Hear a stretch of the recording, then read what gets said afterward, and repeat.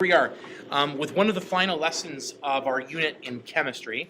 I'm joined for this lesson by one of our senior science students, Kanoa. How are you? Good. Hey guys. Okay, so we're going to go through basically how we represent chemical reactions between metals and nonmetals. Yeah, ionic. Yeah. Ionic reactions. That's right, and so we're going to look at two different types of ways of representing.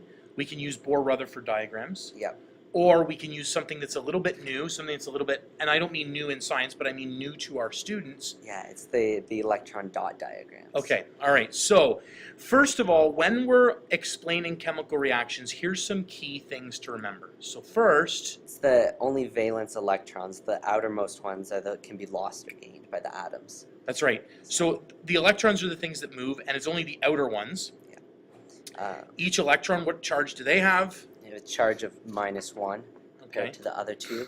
And then the number of the protons and neutrons in the nucleus, so not in the outer layer, that cannot change during these reactions. Yeah, and that's a really important thing that Kanoa has summarized there.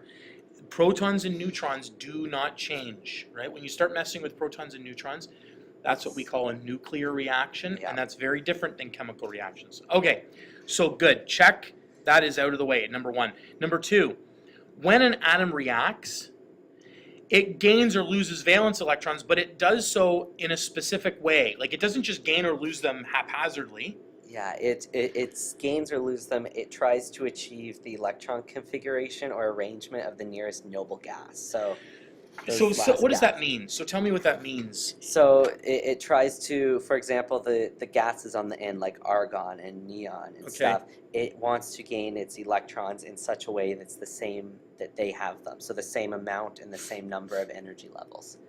Okay, so let's say something like sodium, which has one extra electron. So for it to become like a noble gas, either it's got to lose one from its valence shell, or it's got to gain 7.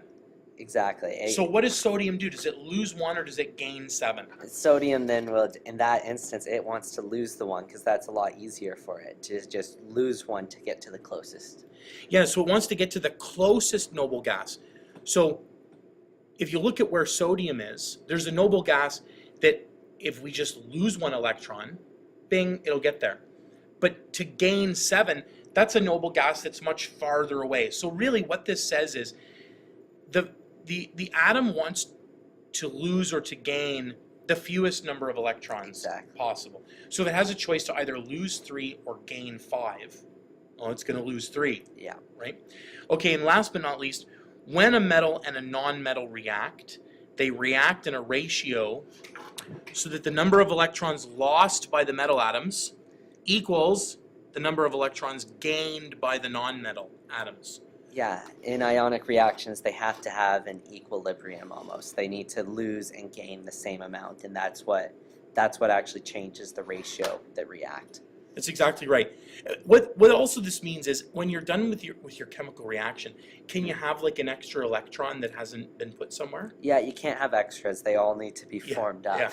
See that, and that's a good thing to remember. So if we've got like 2 electrons to donate, and we've only got 1 spot to put it, well then we need 2 of those atoms. Yeah. And you'll see what we need in a few minutes.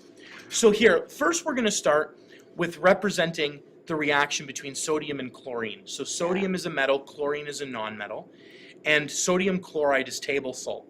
So if you look on your periodic table, you'll notice that the nearest noble gas to sodium is neon. Yeah, and then the nearest noble gas to chlorine is argon. Okay. So when we, of course, what the first thing would be, let's draw our Bohr-Rutherford diagrams for sodium. 11 protons, 12 neutrons, and then of course we'd fill 2, 8, and 1. Yeah. And then for chlorine we have the atomic number, and then you have to draw the Bohr-Rutherford diagram for it, and it will have 2, 8, 7. So if you look at that, and that we know that they want to do it the easiest, the closest way to it, you can see that sodium's going to want to lose 1, and chlorine's going to want to gain 1. That's right. So here's sodium, here's the one that it wants to lose. Here's chlorine. It wants to gain one so that it gets an 8. This one will have an 8 eventually. And so what we end up with, the intermediate stage, and that's what we're about to show now, is, what does this plus mean? Na plus and Cl minus. What do these things mean? So sodium in this instance has a charge of +1. When you lose something that has a -1 charge, you have to gain that +1 back. So sodium is +1 and chlorine is then -1. Yeah, so this is like integers, right? So we've lost a negative, and so sodium now is an ion. That's why these are called ionic bonds. Sodium is an ion, it's a plus. Chlorine has gained an electron. That's like gaining negative. So that means chlorine is negative. Here's our new electron configuration. So this one right here, if we look at this one right here, this, if we were to do this, is the ion configuration or the electron configuration, just like neon. Yeah. And then chlorine on the bottom there, after it's changed, it has the electron configuration of argon. Right. So when we put these two things together, what we get is we get an Na plus and a Cl minus. Yeah.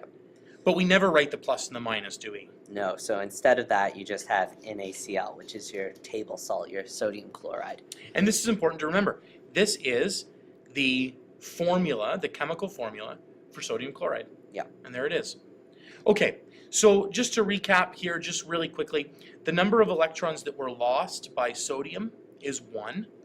The number of electrons that were gained by chlorine was 1. Well. So that means that the total number of electrons lost is equivalent or equals the total number of electrons gained. That's awesome, right? And that is really addressing this number 3 up here. Yeah. We have an equal number being lost and gained. Yeah. All right, so now we're going to use these electron dot diagrams. And so we're going to notice this is a simplified version. So here's sodium. And it's got, of course, its 1 extra electron. And we show that using an X. Yeah. So there it is. And then chlorine on the other side, you can see it's 7 excess electrons. And right. it's a visual representation of it, but we use circles for that one to differentiate between them. And so this I like, because this little electron is going to wander over here and is going to fill this gap. So we get sodium, its electron's gone. You'll notice now it's over here, so this is our intermediate step, the same intermediate step as we showed up here in this, but now we have chlorine, it's got a stable outer shell, sodium has a stable outer shell, and we put them together. You get sodium chloride, the same as above. That's right. So we're going to let's do an example, because these electron dot diagrams are kind of new for our grade 9s. Yeah. So we're going to do an example of this, and we're going to start with we're gonna do potassium sulfide. Right. So if you look at potassium on the periodic table, potassium of course is K, but how many electrons does potassium have? It's got 1, right? So potassium will have 1 electron. And make sure you use an X for that. Yeah, that's actually a good point. And then sulfur is sitting in an electron configuration where it's in the 6th. Which is different than chlorine, like above. Yeah, because chlorine's in the 7th column, sulfur's in the 6th. So sulfur actually has 6 electrons in its outer shell. So sulfur's actually looking to gain 2 to become like the nearest noble gas, whereas That's right. potassium just wants to lose a single one. So this is what's interesting. So here, potassium, of course, is going to want to lose that 1, and it's going to donate. But there's a rule that we talked about at the beginning of this lesson, and it was the second rule, that it wants to gain the electron arrangement of the nearest noble gas. And the number of electrons lost equals the number of electrons gained. We can't have loose ends. We are still missing. Sulfur needs another electron. Yeah. It has an opening. Yeah. Where does it get it? Because this one's already been donated, so what happens? So when you need an extra one and it can't supply it from the one, then that means there's a second particle of potassium reacting with it, which is what gives sulfur the second electron it needs to obtain that electron arrangement. That's right. So now all of a sudden, we've got 2 potassiums that have a plus charge, and we've got 1 sulfur that's got 1, 2, 3, 4, 5, 6, 7, 8, and it's got a minus charge. And so this is important because this gives us K2S, and that's potassium sulfide. And this is where this little subscript comes from. We've got 2 potassiums and 1 sulfur that have come together to form this molecule. So K2S, potassium.